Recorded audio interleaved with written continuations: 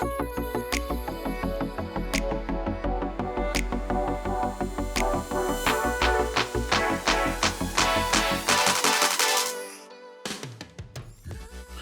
welcome to the Future Construct podcast. I am your host, Amy Peck, and we have a wonderful guest today, Adeniyi Ogunsua, who is the director and is an industry digital strategist at Microsoft. Welcome, Adeniyi. I hope I did not butcher your name too badly.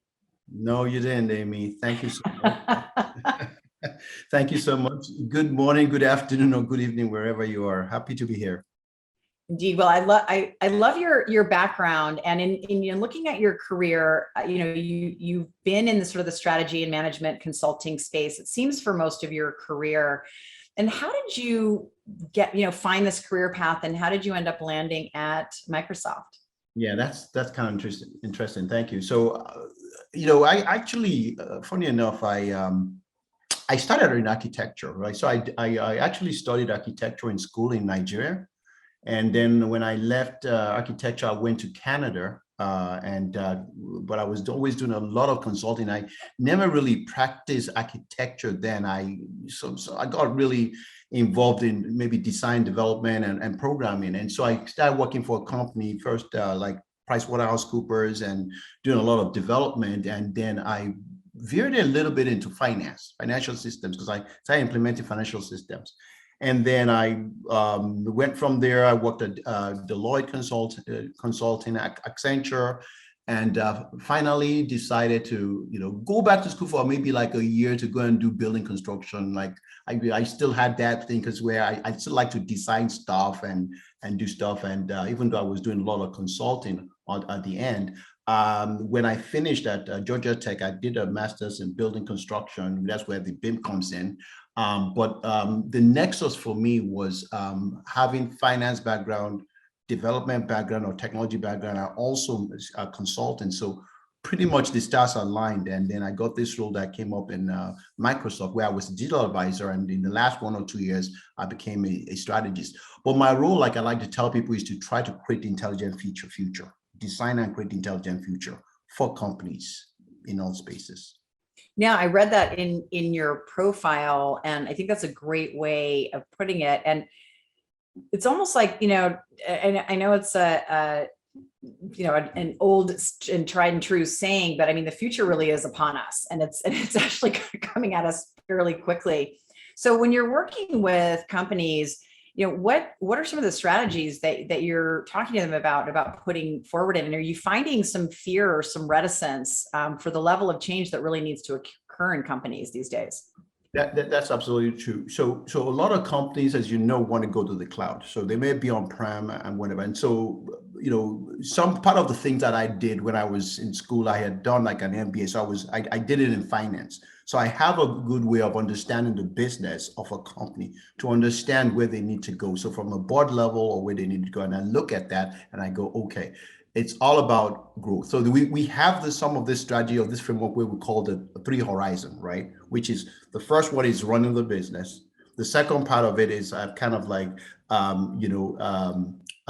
maybe imagine businesses. And then the third one is really very futuristic. So I break that down. And then we look at different models like ESG and things like that. But because a lot is happening now, right, where the physical and the digital are kind of converging, you have to start looking at things like that. So with customers, start with the business first, and then find a way to get them to leverage digital technologies to actually, like, let's say we talk about different,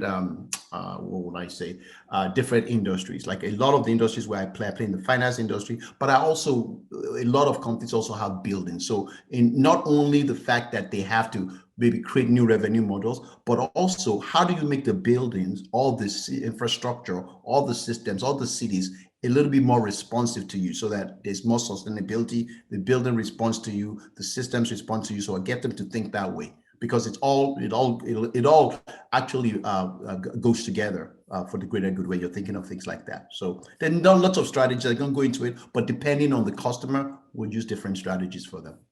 Yeah, that makes sense. And you mentioned ESG, which I think in the early days was a way, a sort of a marketing ploy for companies, right? I don't think that they were really considering what it was going to take. But now it can't just be a marketing strategy. It really has to become fundamental, in the same way that D&I strategies have to become fundamental, right? There's no more just talking the talk. Companies have to walk the walk. And so are you finding that a challenge for companies? Like, maybe they had made some promises around sustainability and now they have to put them into practice. What are some of the challenges that they're finding? I tell you, with ESG, so ESG, if I break it down into, is typically the environment, society, and then governance. And let's just take an environment, for example, right? The environment, we're talking about maybe carbon emissions and things like that. What we're finding out, if you look at the carbon reported, the hardest thing to do is scope 3 emissions, right? Scope 1 emission is all about, okay, what are you using within your company? Then 2 and 3 has more about your supply chain. It's very hard. The data is very, very hard to actually try to control the emissions for your suppliers. So what we're using our platform to try to make sure that our customers, we're trying to figure out what they're emitting. For example, we use what you call the sustainability calculator or cloud sustainability, Microsoft Cloud for sustainability. So it helps them understand that. The other thing is, when you're looking at sustainability too, is if you design a building to be truly intelligent, right, you can control the amount of sensors or the amount of maybe gas or anything that's being emitted from that building, right? You understand where people are. For example, if you use digital and IoT, you can use that to figure out what is coming from the building, the sensors, the temperature, where people are. And then you can now use also sensor actuators to control the building. So in a way, you can, if you design the building right or you operate the building right, it can help you with that strategy. In terms of the society, that has to do with like financial inclusion. It has to do with digital inclusion. And then when you're talking about governance, you're talking about having the right, like let's say when you have AI models, make it more responsible, right? Make it more transparent. But not only that, have the right governance in terms of compliance, risk, and control. So when you look at all this together, ESG, like you said, it can't just be something where you just report every month. Because right now, if you think about it, BlackRock, which manages $7 trillion or $8 trillion a year as asset manager, they wrote the CEO actually wrote a letter about a year ago to the board of most of the companies, Fortune 500 companies around the world, that sustainability is risk, is real investment risk, and they're going to use that to start figuring out who they invest in and who they don't invest in. So it's a big deal. And then you also have the Bank of England, the Bank of Canada, different folks, even the SEC are looking into that, saying climate risk is a big risk, and it's something you have to look at, which is just one of the components of ESG. So I love the way you talked about responsive buildings and leveraging the sensors and having the building actually understand who's using it, the utility, and self-diagnostics, and almost sort of humanizing the buildings in a way. And what are some of the tactics that companies can use? Obviously we're big believers of BIM, here on Future Construct, but not all companies are leveraging BIM. And then what are some of the strategies, and how do we make this sort of a standard where it's just, you set out to create a new construction, or you retrofit existing buildings to really be able to be truly intelligent buildings, because we're never going to get to smart cities unless we have smart buildings. Yeah, no, that's a great question. And I'm going to start out with what one definition of super intelligent buildings could be. I look at intelligent buildings as cities, cities and buildings or infrastructure that interact with the users, the environment, and things, right? There could be devices to make informed decisions. And those decisions could come from a supervised or AI or machine learning. But their goal is to improve the productivity, to improve comfort, to improve convenience, experiences, safety, wellness, sustainability, and efficiency.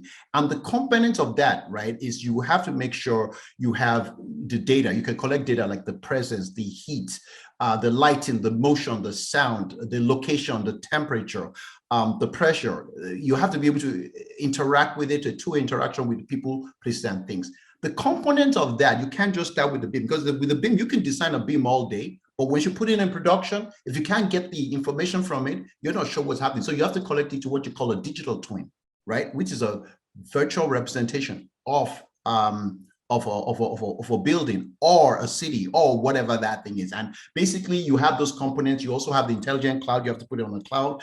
And then you have to use things like artificial intelligence to kind of figure out the insights to it, or cognitive services. But the key thing is you have to have those key nuggets. The beam starts off, right? You can have it for your engineering models and your architectural models and your MEP models, but you really have to take that static data and connect it to what is more like a JSON model of the digital twin. And that way, when you get that sensors, then you know it's fitting. So every time someone goes in or whatever, you see what's going on. So once you take that information and you use things like AI insights, or you can use like maybe a CRM or something like a power platform or things like that to now take insights and then report on it or predict and make decisions based on that. So to answer your question, at the beginning, the architects and the engineers, they have to bring what you call like a master systems integrator into place that can think about it from a technology perspective, from an architectural engineering perspective, and also from a data. And you have to have like UI folks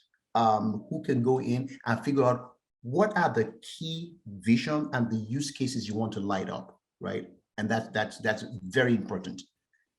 And so, but as an owner or a large construction company or even an architecture firm, all of these things sound perfectly logical and very expensive. And so what are some of the economics that, because there is a huge economy of scale, but you're also talking about changing workflows and introducing new technologies with workers who have varying degrees of competency around this type of new technology. So what are some of the ways that you can kind of really convince, the owners and the construction companies to really embrace technology? Great question. And you're speaking to actually some of the bane of my work, because I always say, do not focus on just cost. You got to focus on revenue and drive costs down. We have this 330-300 model that is out there that says for every $3 of energy that you save, right, there's $30 per square feet of lived space that you get if you have the right tenants, platform spaces. And then for that 30, you have $300 per square feet in productivity. So if you're an owner, right, because owners are not just having the building because they just want to have the building. There's a reason why they have the building. So let's, for example, say there's a CBRE, not a CBRE, but let's say there's a company that, it could even be CBRE or JLL that has this building, or they're running it for a company, right? There's a cost for every dollar that you design. The running cost is about $60. So if you can reduce that, and even in Microsoft, we have about 25%, based on what we are using BIM and digital twin, we're saving 25% in cost. But that's not where the big saving is. That 25% goes to about 250% for being able to locate people in the right places, and the productivity is better because we know where the people are. I'll give you one example. So for example, if you have let's say 100 cleaners that are cleaning facilities every day, they clean all the floors. There are 20 floors in that building. Well, if you have the right IoT data, right, you can tell when people are using what floors. So you don't need to send the people every day to clean, because maybe the 20 floors that are not even being used. So the data will tell you, and it will predict that for you, right? But not only that, it's like as you're driving in, and you're a tenant, or you are an employee, or you're a visitor, the building can inform you where you need to go and what kind of services are there. So now a building that really was maybe just I would say it's not a living building. If it's living and it gives you more services, you as an owner can demand more money for your rent.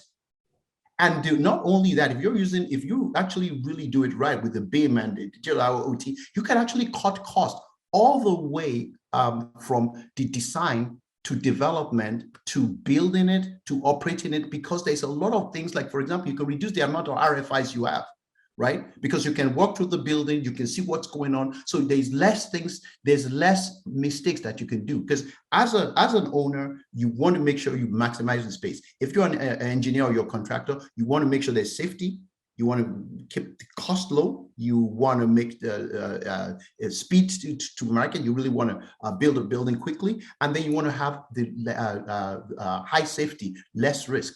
All these you can get if you have the right things for like if you use digital twin and BIM, and you make the building truly sustainable, and you do that. So for the longest, that was the longest. So the short answer to the question is, I will create a business model. I typically create like a 3-year model or even 10-year model for the owner, to show them how much they're spending right now, and how much they can save, and how much they can new revenue places. I just had a talk about a month or 2 months ago to a series of CIOs and owners in building, and I said, stop being a cost center. Think about being a revenue center, a profit center, where you can go to the CFO and say, I know the cost to run this business, this building, and I can give you more things as a service that you can sell to your customers and your also your tenants. So you can do chargebacks, or you can even do revenue. You can find new sources of revenue. See, I think that's a really smart way of thinking about it. We're going to take a little break and hear from our sponsors, but we will be back in just a moment.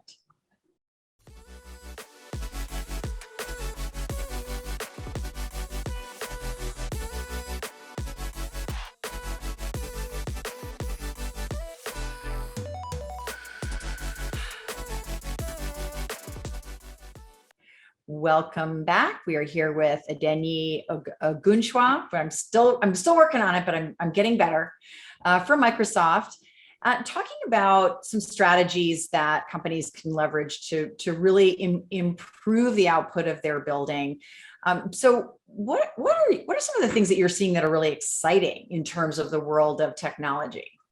No, definitely. Thank you. I'll start with the BIM, right? Because I did mention there's BIM, there's intelligent cloud, there's AI and ML. So let's talk with the BIM, right?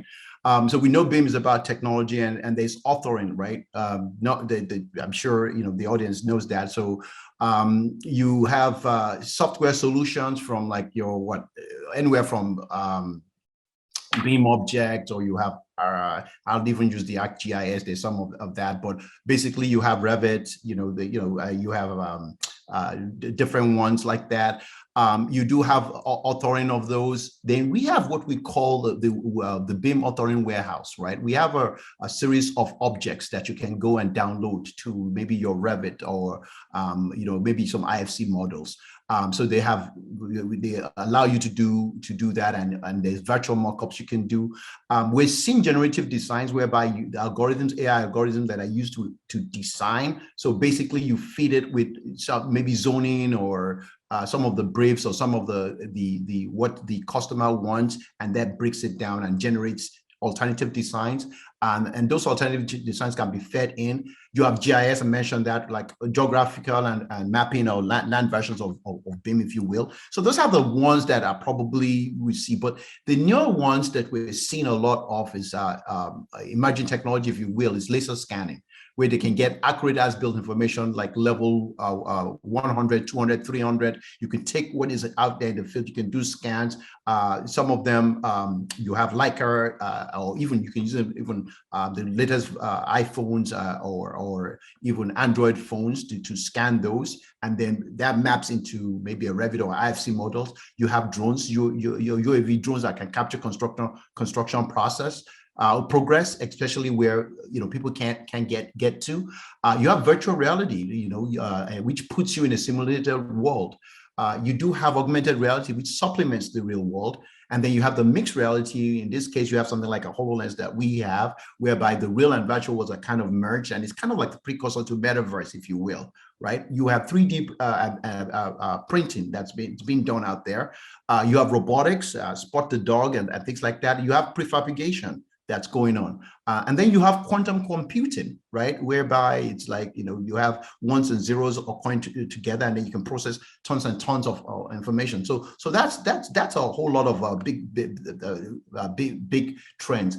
But in the interface of that, you add the cloud, which basically gives you that, what we say, flexible way to where you can spin up or spin down network compute and storage, and the basis for a whole lot of that. And then you have the cognitive services and AI, whereby you can use models to actually predict or inform or make what I would say predictive, prescriptive, and then models which can inform actions. So, is there an example that you've seen or that you've worked on that you're allowed to share, talk about, where, they were really able to kind of optimize for the built environment during the construction phase? Because I think that's where we really need to get to. Yeah, definitely. So actually, there's a number of case studies that we have. I'll mention some of the one with Beer Partners and Johnson Controls and Microsoft, which created one of the most innovative business and smartest workplaces a couple of years ago. There is another one where with Intel, the PTK one development, which basically at that time was the smartest building in the world, right? It had like 100 terabytes of data using AI to make decisions. And all these are examples of intelligent buildings, right? There's a smart building with JTC, in Singapore. There's our Microsoft, modernization, where we're modernizing 17 buildings, pretty much 2.5 million square foot of space, where we say we'll probably be saving about 25% more. Productivity is probably increased, really will maybe close to about 100%. And then we have Chorus Life in Bergamo. We did that with Siemens, and that's in Italy. And then we have OVG, the OVG Deloitte building, which actually OVG is actually a company that's actually big. They're owners, but they really use digital technology. Like they use the Azure Digital Twin, they use BIM, they use it for most of their buildings, and they're making a lot of their buildings smart. And they're getting more rent per square feet because a lot of their buildings are smart. So these are just some of the examples. In terms of maybe other things that you could see out there, which I probably would talk about, is you do have actually what I was going to talk about. Maybe I'll leave it to the end. Is intelligent infrastructure, right? Because you got to bring beyond the building and the city, and then infrastructure. What is coming, and how can you prepare for that? Because nothing is the same. So you have to go where the puck. We're not where the puck is, but where the puck is going to go. And we think that's another place that you would people and companies and AECO have to pay attention to. But yeah, that's some of the examples. That's great. Yeah, and I think those are really fantastic insights to share. You talked a little bit about digital twin and laser scanning and LiDAR scanning. Do you also see that as sort of being a thing that in the very near future that is essentially just going to be part of the normal workflow in construction? Yeah, it is now. I'm sorry, I think I might have gone through that very fast. So laser scanning, they're doing that right now. You get accurate as-built information from level 200 to level 400. So there's Leica, but Leica is really expensive. So what we're seeing also is we're seeing some innovative companies that are using iPhones and they're using Android phones to actually do elements of scanning, right? So they're using they're using get information, photogrammetry, and they're using a lot of that and actually feeding it into the BIM models. That's happening right now, and they're using some AI to actually make it smarter, and because there's only so much. If you do it from Leica, sometimes there's a lot of noise sometimes, but some of these companies they're using AI to actually make it actually to reduce the noise. The UAV or the drones, that's used a lot now in a lot of construction, and it's just going to be a part of it, right? The cost has fallen so much right now, and for a lot of places where companies, workers cannot go, the drones can go. This like it could be for maybe pipelines or maybe construction areas that are really maybe unsafe. You have the drones that can do that, and they have high fidelity 4K cameras on them, right? So you're seeing a lot of that happening right now. I did mention the virtual reality too. Virtual reality will help you in terms of looking at the design, the different alternative designs, or if you want to walk, if the owner wants to walk through the building, or the tenant wants to walk through the building, or they can see different alternatives, right? So that's happening. And then the mixed reality, of course, you have that also, right? In terms of using like a HoloLens, and then you got the robotics and the 3D printing. But yes, to your question, to answer your question, we're seeing a lot of that and more. Good. It makes perfect sense when you just sort of talk about it anecdotally that, why wouldn't you essentially create your as-built while you're building the building, while the walls are open, while you have access. But it's not a common practice. So I'm heartened to hear that on the projects you're working on, that your clients and customers are thinking about it in those terms. Yeah, I wanted to mention one more other thing too, to make it better. It also depends on the owner, because we are owners. We're what we call informed owners, right? So we actually ask that of the folks who are working with us, the AECO or AEC, if you will. So that's one thing. If you're an owner, ask for it. The cost is going down, and the cost is going down. Safety is going up, and speed. Yeah. And I think that's right. I think it is going to come down to the owners and the GCs also sort of insisting that everybody is working with the same systems and they're working with the same BIM data. And it is a challenge because everyone's working with different systems now. So having these sort of end-to-end systems and platforms that everyone, all the stakeholders are able to plug into is going to be a key component of this.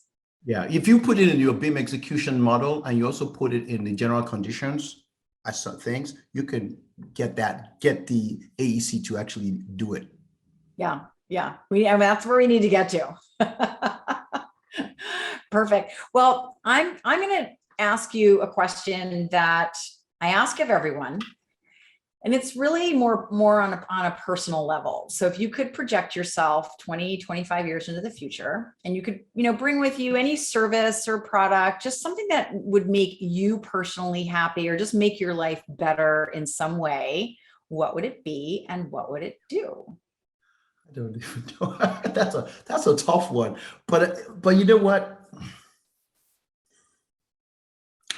I think I would like to be an intelligent developer. Cool. I think you kind of are, though, already. No? Yeah, but there's so many components. So here's what I would say. So for example, I'm always thinking about what would it mean if I could just go to a place where there's 10 acres, right? And maybe there's a need for, people are not permanent, they're transient. And you want to pick that place, sometimes maybe a residence, but sometimes entertainment and whatever. So there's flexible needs. And I can come and I can just with it and say, hey, there's going to be about 100 people over here. And I want them to be able to walk, play, and maybe leave here. Oh, all right. And I say it, and then things just come and they start, the robots come in, they put the things down, people are helping them in, and it just comes up, springs up. The components of what I'm saying exist in different ways, but no one has tied it together. But because there's something called GPT-3 right now. I don't know if you guys might have heard about that. It's called a generative GPT-3. It basically is a technology in AI that has allowed computers to be at the same level as humans, to understand speech and to process. And so you take that on speech to text and use that to connect to what actually designs and builds and does it. That See, would I love that. I love the idea of just going from voice to reality, right? And I don't want to know how we get there. I don't need to busy myself with that. Like the AI and the robots are going to figure all that out. All right. Yeah. All right. I like that. I feel like you're going to get your wish. Well, Adeniyi, it's been an absolute pleasure having you on the show today. Thank you so much for joining us. Thank you. All the best.